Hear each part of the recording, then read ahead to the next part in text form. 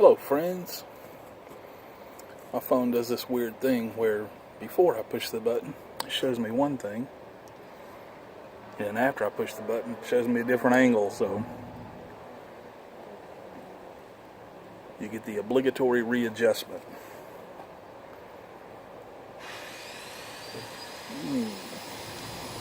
How's everybody doing?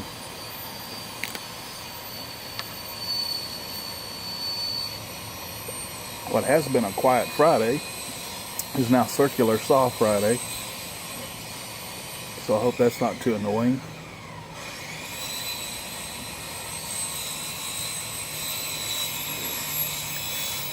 It's one of those sounds that I just love.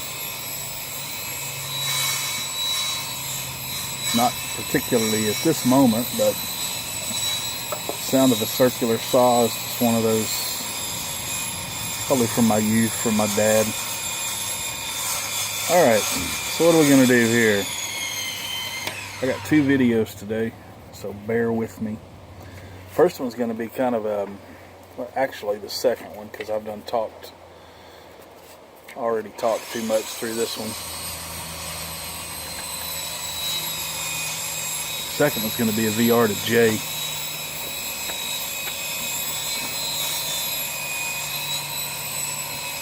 First one's going to be Top 5 Friday. First of all, this is my little Peterson 71. It's a killer little pipe. You can't see it, and I can't make it get dark enough or light enough. Anyway, there it is. Just look at that grain. Mr. Tennessee Bull. Brother of the Leaf was kind enough to send me that. In it, I'm smoking some of that again. I'm probably quarter of the way through that tin, maybe.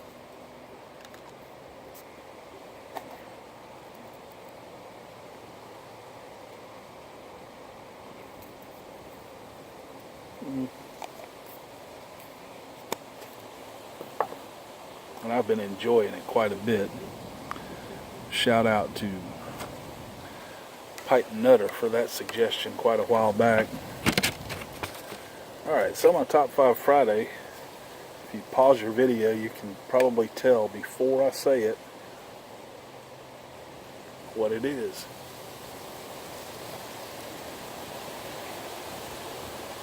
Were you right? It's my top, I want to say top 5, but it looks like I have 10 on here. I had some honorable mentions, so I'm just going to roll them all in. These are probably my 10 favorite drummers in rock and roll. The most recent on this list has been in the business for about 30 years, so most of them from the 60s and 70s, because that's where all the good music was made. Don't want to offend any of my younger viewers.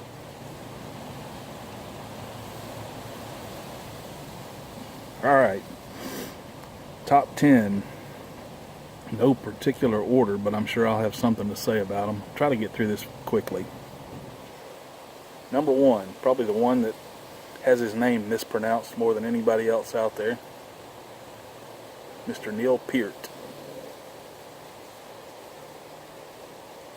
Played with Rush for a number of years, about 40, before deciding to retire. And probably one of the most consummate drummers I've ever heard.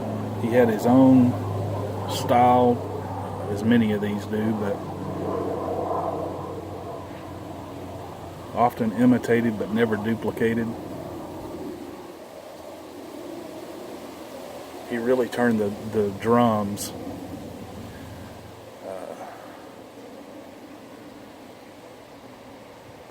made it a more of an instrument than a timekeeping device, which was the case for a lot of drummers.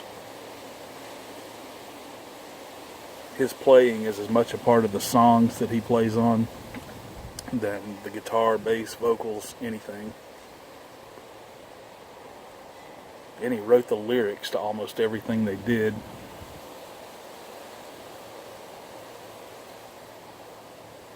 But his drumming is just absolutely stunning to listen to it. He's one of those drummers, a lot of these are, but he's one that I can just sit and listen to the drums of the song instead of focusing on the words or the guitars or whatever, and be completely entertained. Some of his time-shifting pyrotechnics and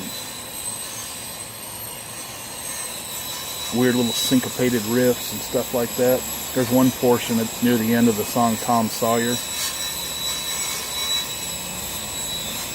It just gets me every time. He hits things that you don't expect him to hit when you don't expect him to hit them. But, Neil Peart from Rush. Another one, Mr. Stuart Copeland, best known for his work with the Police. One of the most fantastic drummers out there. Very jazz-oriented. Probably classically trained in jazz. I'm not sure. But he's just a killer musician. He's like Neil Peart, man. He could play an entire song on the cymbals and you never know he wasn't banging everything else. It's like he's just very musical, very melodic, which is hard to be on drums, but he creates soundscapes within songs that really finish the song. It's like the song just wouldn't be the same unless he was doing what he was doing. Not a very busy drummer, but he plays a lot, if that makes sense. His sense of timing and his note placement and stuff like that is just impeccable. He puts everything right where it's supposed to be. Not in a sense of this is where, the sheet music says it should be, but it's where the song says it should be. And that's a real talent.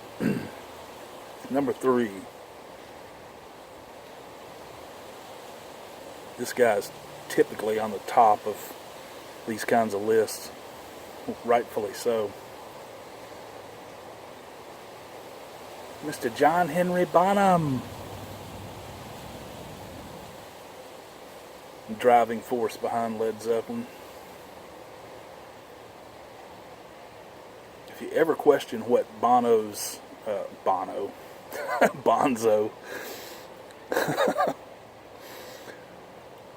what Bonzo added to not only to Led Zeppelin but to rock and roll and music history in general, go listen to their first album, the very first song, the very first stuff you hear him play.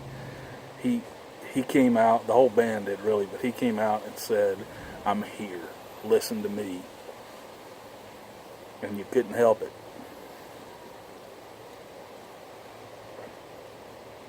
Play some of the most in-your-face, just turn it up loud enough, it'll shake your soul. It's just some killer playing.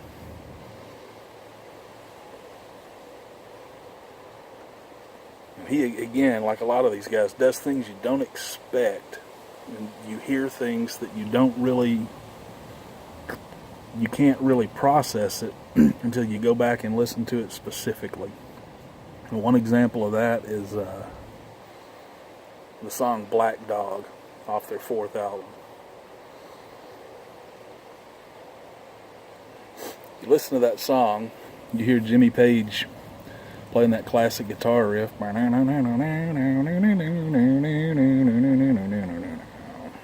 It's kind of grooving, moving on. Got a good pace to it. You go back and listen to the drums, it feels like he's playing like a pretty fast, keeping up with Page, but he's really playing this really slow. It's really slow. and it fits perfectly with that song. And one of those interesting things I hear when I listen to him play is how he sits behind the beat just enough to make it weird sometimes. It's like he's supposed to hit it now, but he hits it now instead. But yeah, he sits back and plays some cool things. Definitely groove oriented, definitely stays in the pocket. Wow, I'm only at number 3, 10 minutes in. Number 4, Keith Moon, The Animal.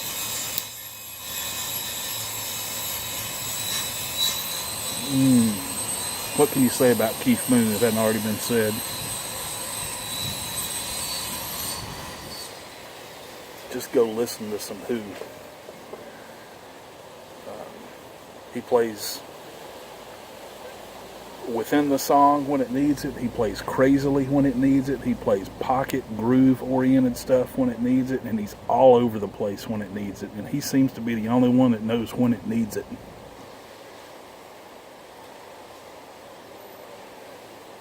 But he was kind of in the forefront, him and Bonzo and a couple other people that might make this list of the rock and roll, the godfathers of rock and roll drumming, for sure. Him and Bonzo for sure, and this next guy as well, Ginger Baker.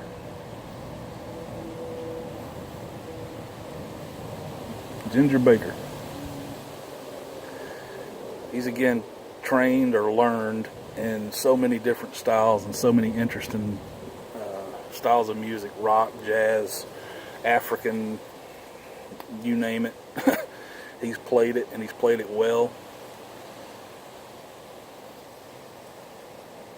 Probably not another drummer that would fit in and be able to hang on to the ride that Eric Clapton and Jack Bruce took him on in Cream, but he was right there. None of those three people could have been missing from Cream, and it just wouldn't have been Cream without them.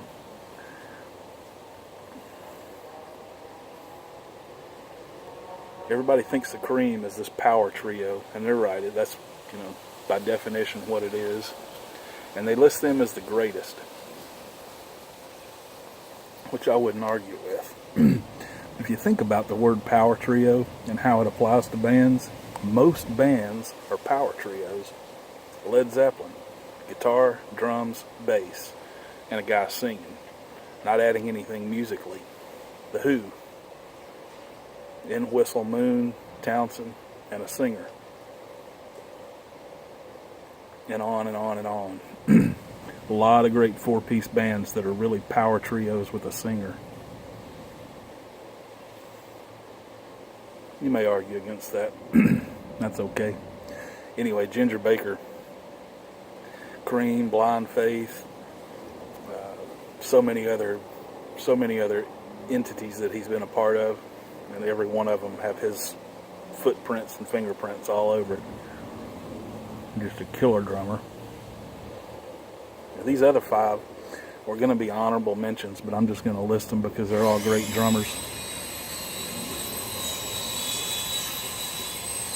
Terry Bozzio. Terry Bozzio got his name sitting on a very odd stage, backing some of the greatest musicians, the most underlooked musicians ever, playing behind Frank Zappa. Zappa is an acquired taste, I realize that, but you go back and listen to them musically, they are stellar performers, and Terry Bozzio is up at the top of that list.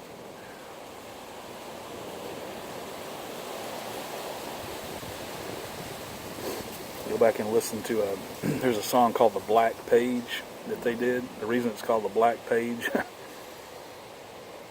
because if you look at the music, instead of seeing a bunch of little, ding, ding, ding, ding, ding, ding, ding, ding, ding, it's like a black page. It's just full of notes, and his drum section was a mile a minute.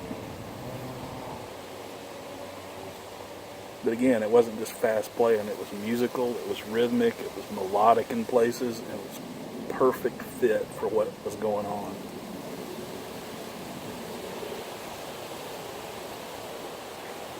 This next guy is one of my favorites too. Not very flashy. A bunch of people probably wouldn't even know who his name is. A couple that would for sure out there. I know Matches knows who he is. I'm sure Pipes and Kayaks knows his name.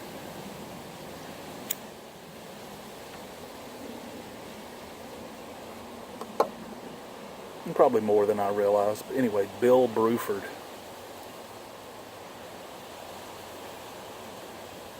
Bill Bruford sat behind the kit for Yes's first 5 albums.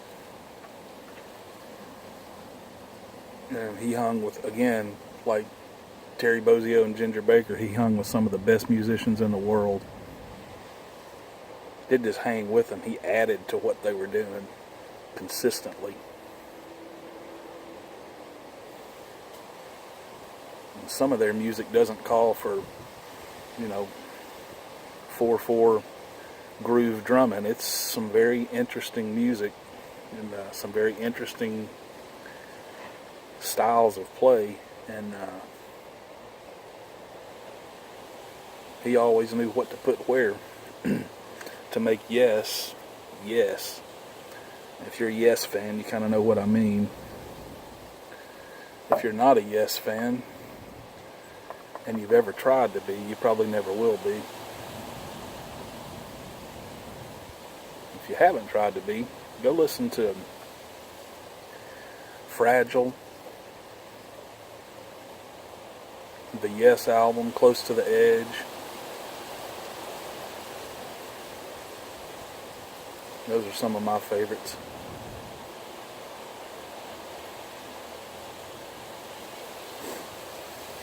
Can't leave this guy off any drumming list. Mr. Charlie Watts. Banging on the drum like Charlie Watts.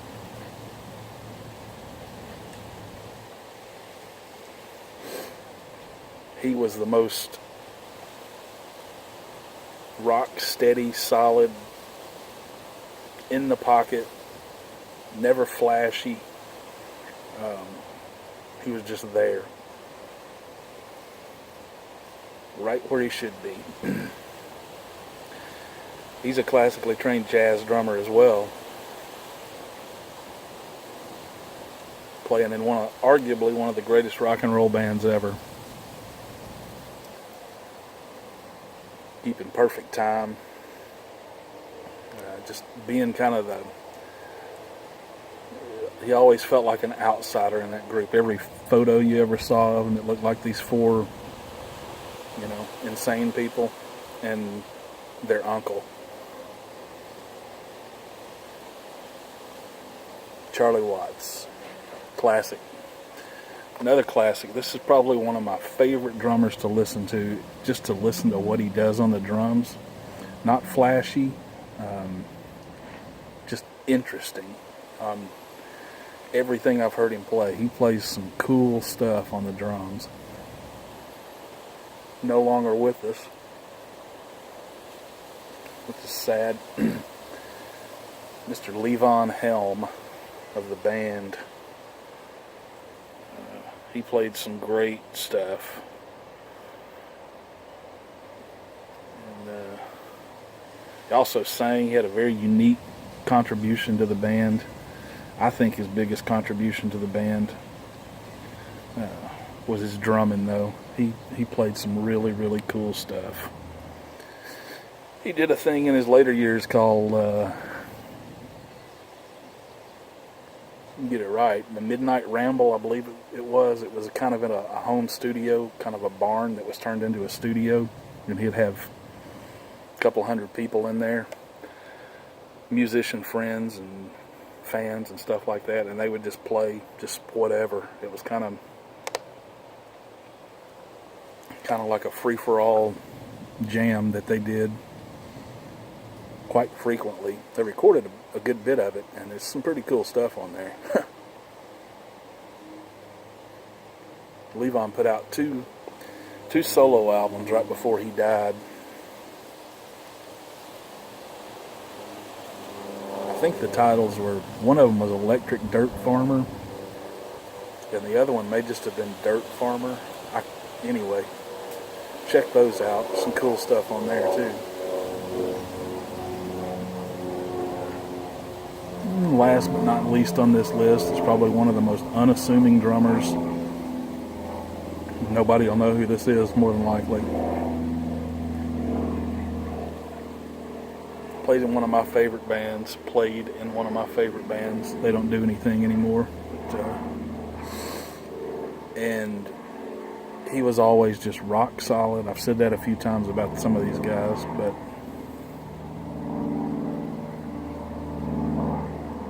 you would have never known he was sitting behind the drums unless you sat and watched him. Because he was just, his drumming was just part of the song. It wasn't anything special, flashy or whatnot, but it was some of the most in the pocket, perfect playing, simple playing that I've ever heard. And that was Steve Gorman was his name. And he played with the Black Crowes. Played on everything they ever did except for about 2 shows. They got back together in one of their many reunions, and he didn't want to take part in it. And about 2 shows into the tour, he decided he was wrong. They decided he was wrong and brought him back, and he played on everything else they ever did. He was one of the 3 that were always there. So there you have it. Top 5-ish, 10-ish rock drummers of all times. Let me know what you think. I'm sure I left somebody off that you like a lot. There's some more modern drummers on there, from the 80s, 90s, 2000s that I know are great drummers, and I love to listen to some of them. But it's hard to bump these guys off that list for me. So let me know what you think. I'll be interested to hear it. And I'll see you in a few minutes with a VR. Have a good day.